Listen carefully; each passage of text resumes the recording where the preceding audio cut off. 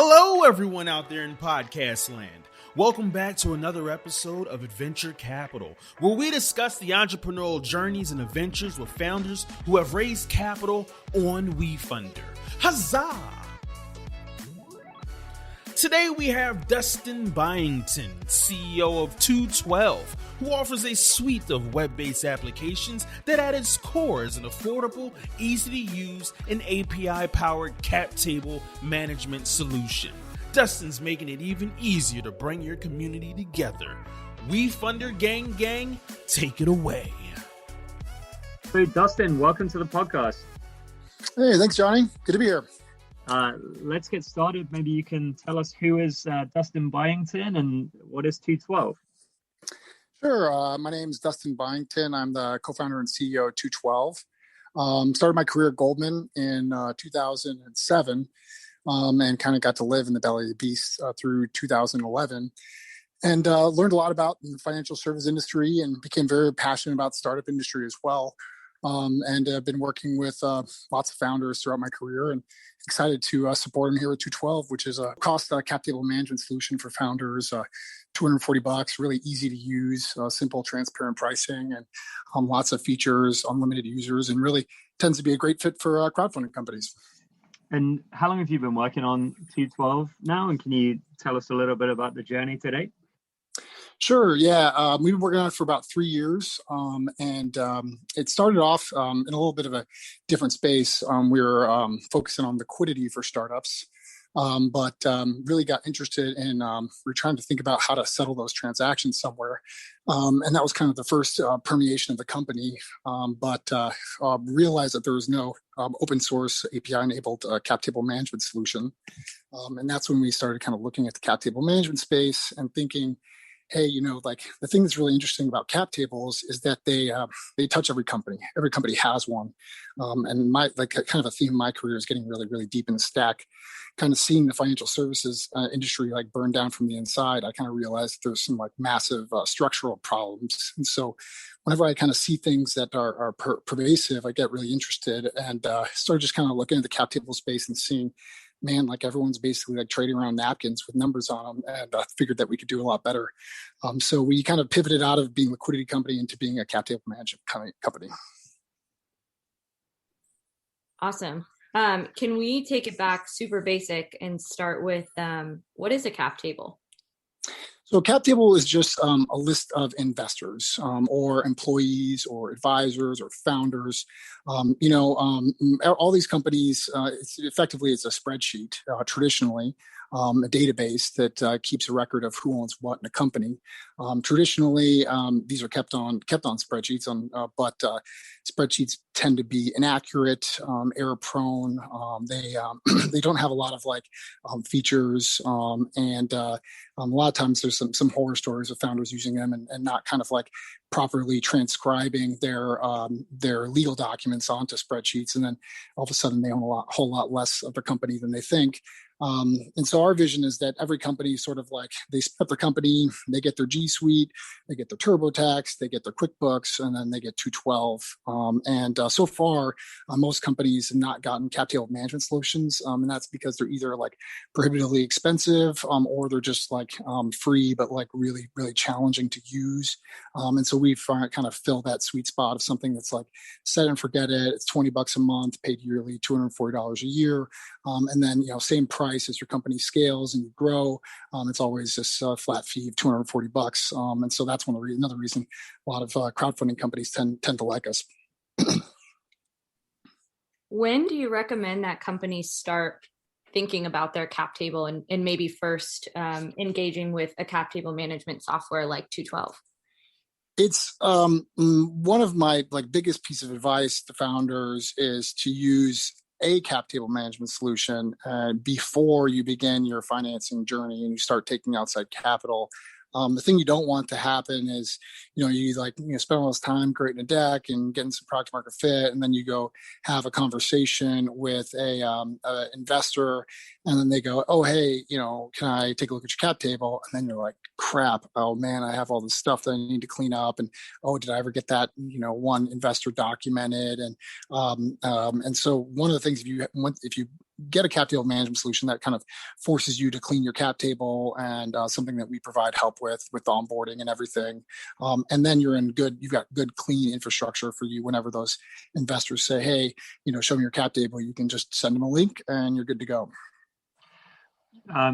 What do founders need to know about in terms of thinking about their cap tables? Are there like, 3 pieces of advice that you have for founders on this subject? Yeah, one of them is to make sure you're kind of like thinking about it before you raise. The other one is, I guess for crowdfunding companies specifically, is you want there's the early bird that a lot of the crowdfunding companies do, and that's actually a second line item on your cap table. So whether you're using a solution or not, make sure that that's sort of two different line items. And then the third is that after you finish the raise, there's something called the 409A, and if you're giving out options, you have to run one of those, and that's also something we can help with at 212. Great.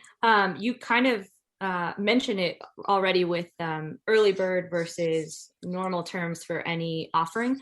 Can you dig into how different investment structures can affect your cap table? Yeah. There's a lot of different options these days. One of the fundraising vehicles that is becoming more and more commonplace is the SAFE. And one thing to take into account, that like the only pushback you'll get from raising on a SAFE is that there's no forced conversion. So it's not really a loan. It's kind of like before the SAFE, there was this thing called a convertible note. And a convertible note is a loan. And so there's interest, and there's sort of like this payback period. And investors can take their money back instead of having to convert. And so those are kind of have been 2 of the main options for founders who don't want to go and do a priced round. And now, why wouldn't you want to do a priced round?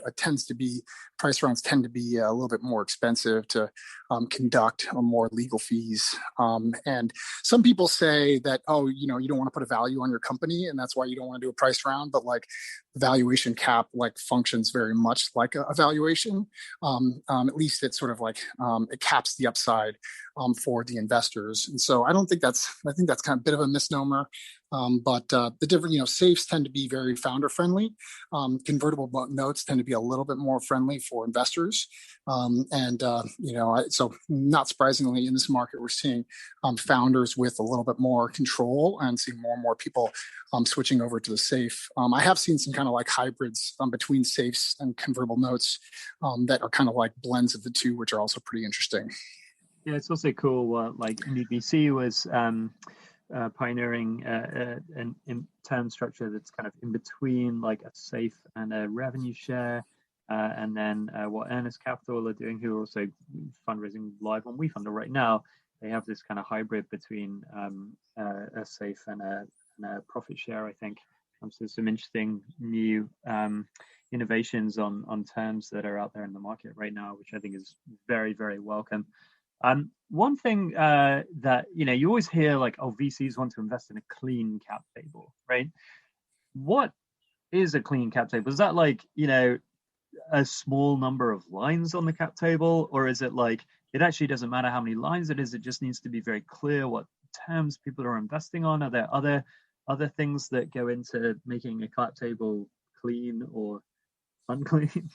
Yeah. So it's so just overall complexity. VCs there's enough risk in the investment that VCs don't want to have like unclear outcomes when they're investing. And so if you have just to dig in on that for a second, like, if why is that, or like why is it bad to have a complexity? Is it because even if it like takes some cognitive like exercise to wrap your head around like what are the different waterfalls for investors in the cap table, but I think you showed me the waterfall tool that you have in the product, which is awesome. So can't software then just like basically tell you what the outcomes are? And so in that case, like, why does it even matter if there's like 6 different rounds all on different terms with different liquidation preferences or whatever, like, because the outcomes are all like clear, right? Yeah, I mean, you're pitching 212 for me, of course. Yeah, absolutely. The Yeah, it 100%. Before it would be like I was just doing a demo with a late stage. So our target market are early stage companies, seed, pre-seed, but we have customers coming over from card all the time that are late stage, and we service them very well. We prefer to target the unserved market, the 99% of companies they're still on spreadsheets, and so while we do go after early stage, I was just working with a late stage company with maybe 16 different rounds, various warrants, notes, conversions, safes, convert like a stock split. I mean, tons of complexity, hundreds of people on this cap table, and then we were able to say, okay, well, what happens if we exit at a $600 million valuation? And just calculator pushes out all that information in one go. And so like traditionally that would be very expensive to do with a lawyer. And also the number you'd get, you wouldn't have a lot of confidence in. I got to tell you, I've seen lawyers make plenty of mistakes on this. The stuff gets really complicated. And so, yeah, VCs they'd rather just be the only line item on the cap table in a perfect world. But now we've got, the technology to help sort that out.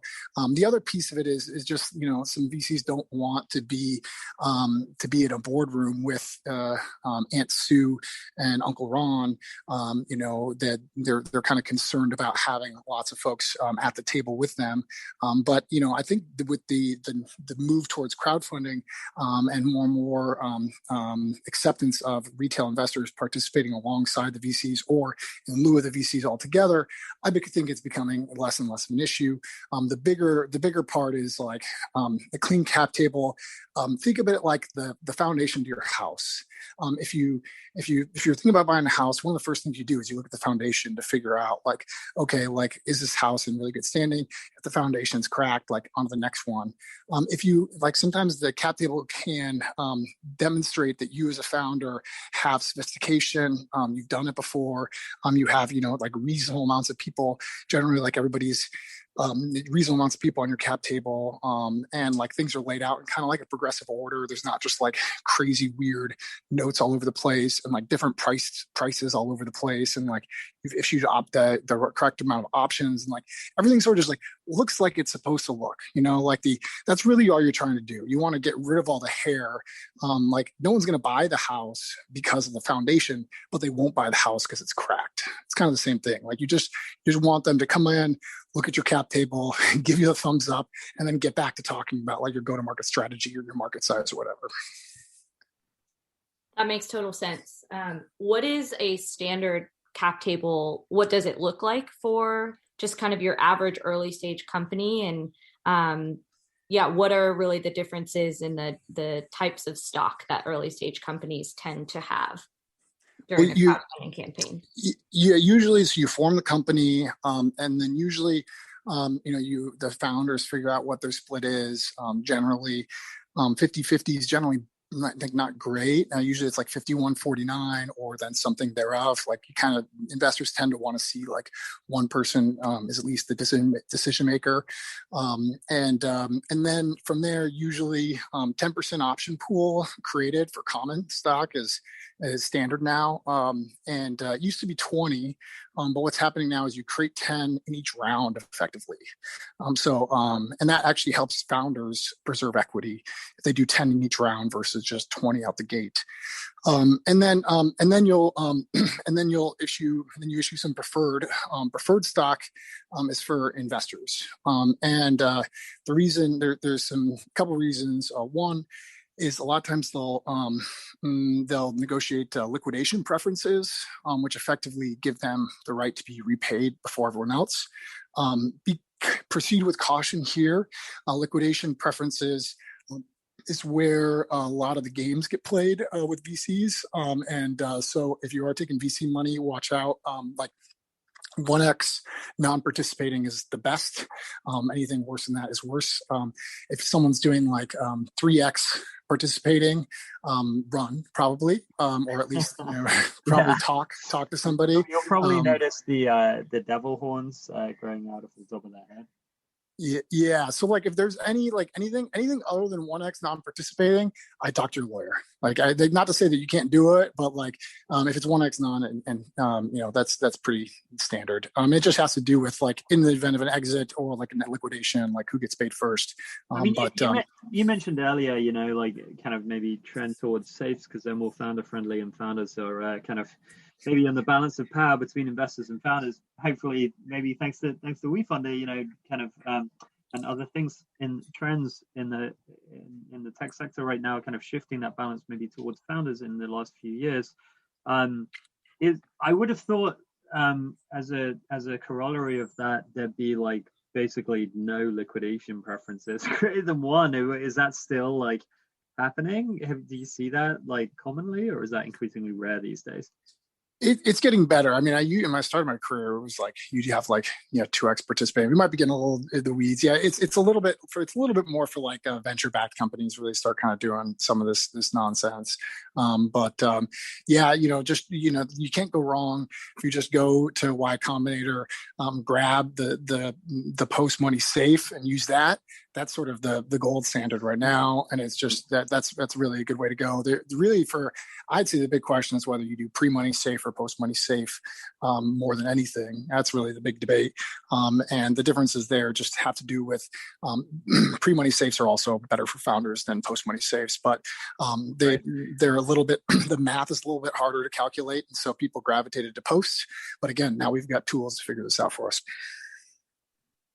Yeah, is that something that 212 helps with? If, a founder is offering a safe, they don't really know what the next round valuation is going to be. And maybe they get some investor questions on the potential upside that the investor could see. How is a founder supposed to model these different scenarios with regard to their cap table? Yep, that's definitely something that we can help and support with, and frankly, this is where we're best in category is what we call our what if simulations. And so, what you can do is you can figure out, hey, what if our notes convert at a $50 million price round, or what if we exit at $1 billion valuation? So yeah, these are something that you can run these simulations. So say you're a founder. You form the company, you create the option pool, you take a convertible note at a $5 million valuation because some investors don't touch safes and they demand you do a convertible note. So you say, okay, fine. It's not that bad. I'll take it. By the way, personally, I've taken convertible notes too. It's not that much worse than safe. And so you do a convertible note at $5 million, but then you get your next investor to be okay with a safe at like $8 million post-money cap. And then you're thinking, okay, what if I raise on a $15 million Series A? How much equity am I going to have as a founder? You just like click a button in 212. You say, add priced around $15 million, and we spit out a simulation it tells you exactly how much dilution you're going to take as a founder. And then you can stress test it and up the number to 20 million or down to 10. You can save the simulation and like share it with your prospective investors. In addition to using it as a command and control station, we also have a lot of founders using it to raise money. Because now they get like a lot of fidelity over what the output is. And so instead of just kind of like putting their hand up and saying, hey, it's a big market, we're gonna make a lot of money, you could say, hey, we've got our operations 18-month operation plan, we've got our 18-month engineering plan, and now we've got our 18-month financing equity plan, and here's our plan to go raise a convertible note, then go do a crowdfunding campaign, and then we're going to exit, and we check off these 3 boxes. Here's how much money you're going to make. Yeah, that's really cool. I can see that being extremely valuable for founders, both for their own kind of understanding and confidence of their, cap table and capital strategy, but also potentially investors. Because I know when you were demoing the product for me, it was like, yeah, you can share this with potential investors, right? One question, this is kind of jumping around a bit, but going back to something you said when you were introing 212 at the start of this podcast. You mentioned like open source, like API based cap table. What do you mean by that? Like, where are the APIs? Like, who is this open to? Is that like founders sharing with potential investors, or? So the API that was kind of like one of our thought processes around the origin of this was, hey, we were a technology player building something in the liquidity space and saying, hey, we need to settle the transaction, so we need an API to access a cap table because we didn't want to just be sending around Excel spreadsheets to folks. And so the APIs are for different partners that want to like white label our solution, or for like accelerators, angel groups, funds. It allows us to move information around the system really effectively. Founders are always pushing information, and so we're never pulling we're never pulling the information. But they can push it with a great degree of fidelity. So we can build. So we have like, I'm happy to get into maybe in more detail in a future call, but into some of the other products. It's a suite of products for the whole ecosystem, not just founders. And we use the APIs to move the information throughout the system. Got it. And I know one of the things you help founders with is 409A valuation. Can you say more about like, who needs to do a 409A valuation? What even is it? Like when do you do it? Oh, yeah, sure. Yeah, happy to demystify this a bit. So the 409A is just something that whenever you give out options, that's a taxable event. You're giving somebody an asset for your work provided. So the IRS wants to know how much to tax these folks that are receiving it. So the 409A is a valuation that can be used for tax purposes that companies, if they're giving out options, have to get either every time they raise or every year at a minimum. Gotcha. That's helpful. Yeah, and that's something we provide. Yeah, it's for us, it's bespoke. It's $1,500 for the 409A, and a lot of the other players kind of bundle them in, and they're like, hey, it's $10,000 a year for cap table, and you get all the 409As you want. We think it's better just to, again, it's kind of like consumer pricing, really transparent, and just use no more than you need, so founders can save their budget for growing their business. Totally, that's great. What are the most common mistakes that founders make with respect to their cap table? I think they're not judicious. Like your equity it's this weird situation. Your equity is both fuel and it's the prize. And so you've got to like burn it to be able to, kind of get lift off, use the rocket ship analogy. Like you got to burn it to get going and to create value. But at the same time, that's the thing you need to preserve, because that's ultimately the exit package. That's what you ultimately, your route to cashing out. And so I think founders need to be very judicious with their equity, particularly early. I see a lot of founders kind of like giving away too much equity to advisors that don't create value, or early employees that don't stick around, or putting their price on their caps too low and getting like diluted.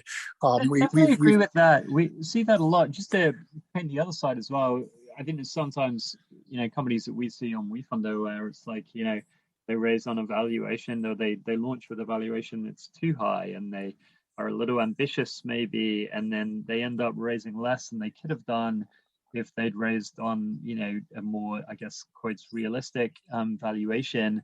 So you can probably kind of err on both sides of that, right?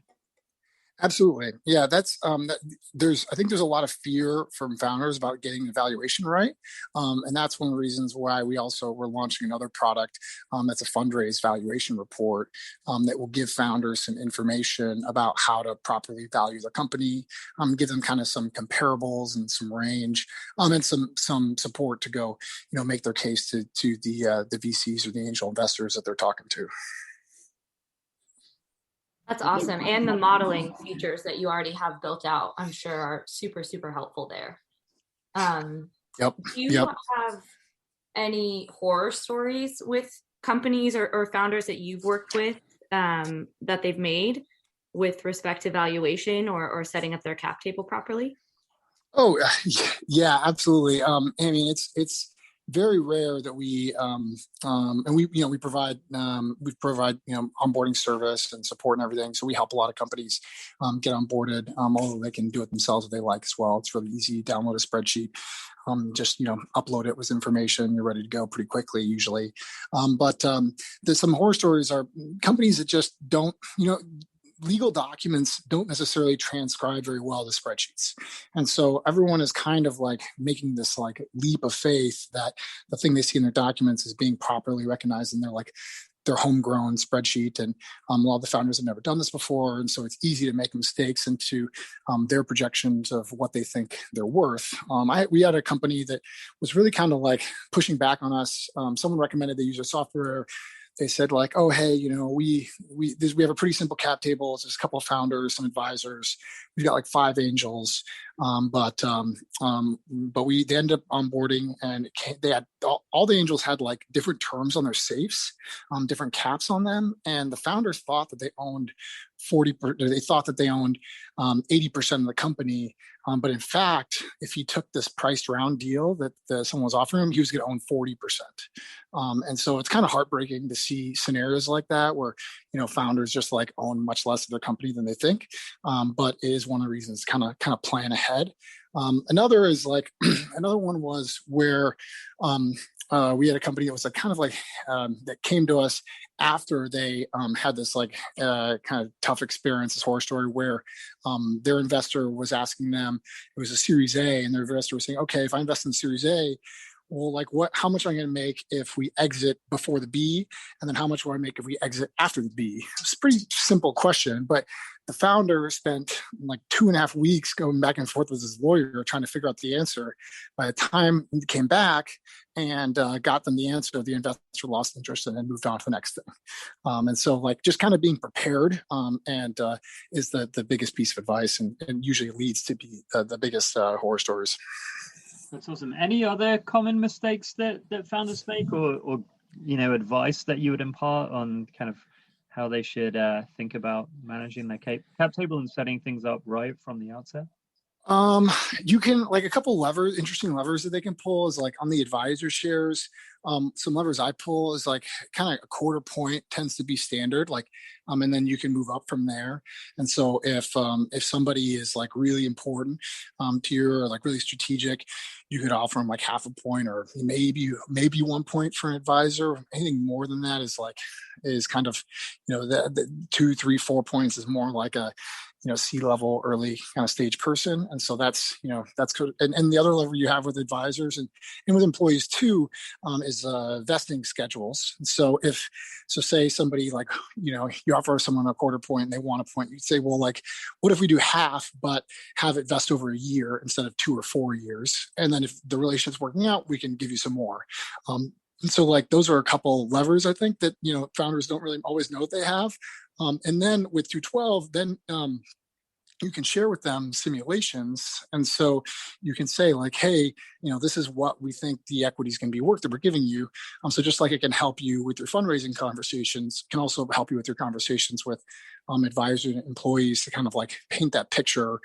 Because one thing I do see is, founders like they'll kind of cave on paying their employees like market rates and giving them equity options. It's kind of like a lot of folks are like, hey, like the employees aren't properly valuing the equity options. They're saying like, hey, I'm working in a startup, pay my full rate and give me some options. When in reality, the options are meant to compensate for the fact that usually startups are resource constrained and need to preserve the capital. And so being able to communicate the value of those options can get buy-in from employees and investors and get people to maybe actually take dings or take below market rates on their salaries to preserve capital for the company. Yeah, that's a great point. I never really thought about that. You can use 212 kind of scenario modeling tools to sell employees that you're trying to hire with an options package, as well as like selling investors. That's another stakeholder. I do it all the time. Absolutely. Yep. So one of the horror stories, just to touch on, that I've heard with regard to setting up your cap table is people who forget to file an 83B election. Can you just talk about what that is and why it's important? Sure. Yeah. 83B is usually it's for founders who have a big chunk of equity in the company, and it's a way for them to basically pay their taxes today. First of all, founders generally should be vesting. If you have all of your shares immediately, investors tend to look at that as a negative. They want to see that you're motivated and you're going to continue working with the company for at least 2 years, if not 4 years. And so, while you've been kind of promised these shares, you need to continue to work to get them. With an 83B, you basically pretend like you have all the shares today, and so kind of throw the vesting schedule out the window and pretend like you've got X number of shares today, and then you pay all your taxes like you get them today. And so you kind of like front load it and pay all your taxes up front. But the price is very low because the company's early and not worth a lot. So you pay just a little bit of tax. You take this little tax hit today, and the risk is that the company is never worth anything, and so you kind of wasted maybe $1,000 or something like that. But the upside is, if you're right, if the company is successful, then it's a huge tax advantage, and so the tax hit later in an exit scenario could end up saving you millions of dollars. That's awesome. If a founder is interested, having heard you drop pearl of wisdom after pearl of wisdom over the last 30 minutes or so, they want to reach out and benefit from these world-class modeling functionalities and other product features that you guys boast, how can they get in touch? Sure. Yeah. TWO12.co is where we find us. 212.co. And the name comes from 212 degrees Fahrenheit is the temperature. Water changes state and boils. And so we were kind of doing when we were doing our branding session, we were looking at like community builder, disruptor, or catalyst. We really like this catalyst family of brands. And so it's we're change agents for the startup and the financial services industry. So it's TWO12.co. Awesome. And I guess the last question that we leave everyone with is, whether you have some advice for a founder who's starting a startup. Just one kind of general piece of advice for a startup founder. Oh man, try to go deep in the stack. And if you think about that's where I think you have the biggest impact. It's kind of like the deeper you go, the impact sort of funnels up. And so, what do you mean by deep in the stack?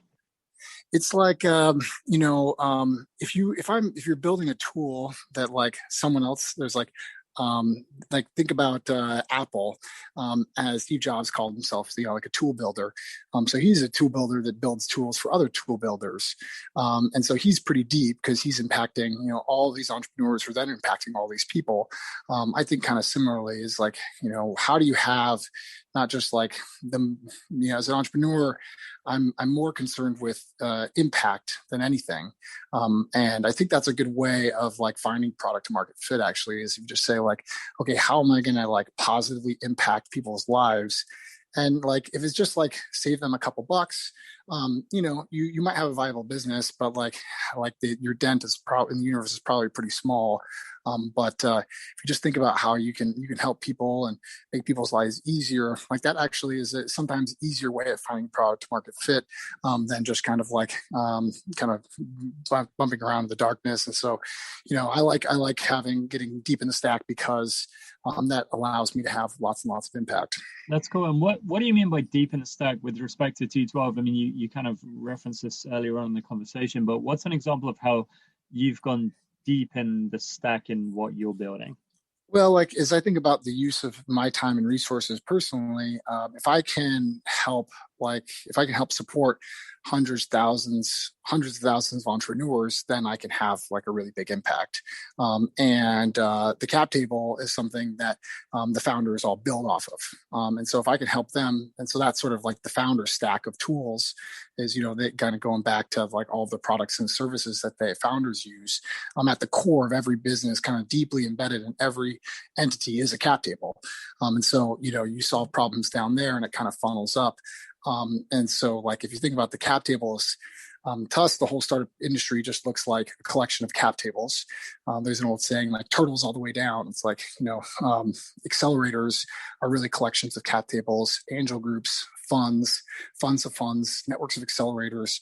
All of these things are all just collections of cap tables with different, view permissions on them. So like deep down in there is an open source API cap table that we built. And then now we get the fun of like building higher up in the stack, things like the exit modeling and the what if analysis and doing the 4.9A reports and then ultimately supporting founders on their journey. I love that. You're not reinventing the wheel, but you're paving the way to make it smoother for founders. So love it. Thank you so much, Dustin. This has been really awesome and I think really informative. So for anyone who has more questions, 212.co, TWO12.co. And thanks so much for your time, Dustin. That's it. Thank you so much. Really glad to be here. Love the WeFunder community. I'm excited to continue and to deepen our engagement and involvement with them. And I think y'all are doing great things. I just heard, what'd you say, Jonny, what are you up to? 42% market share? Something like that? Yeah, that's right. And 35 YC companies launched this month. It's fun times at WeFunder right now. Oh, cool. Well, we're happy to be part of the family. And Katie, great to meet you. And Jonny, thank you for having us on. Likewise. Thanks so much. All right, take care. Thank you for tuning in to another episode of Adventure Capital. I hope you laughed, took notes, shed a tear, and most importantly, feel ready to go off on your own adventure. And remember, whenever you are ready, WeFunder is here to help.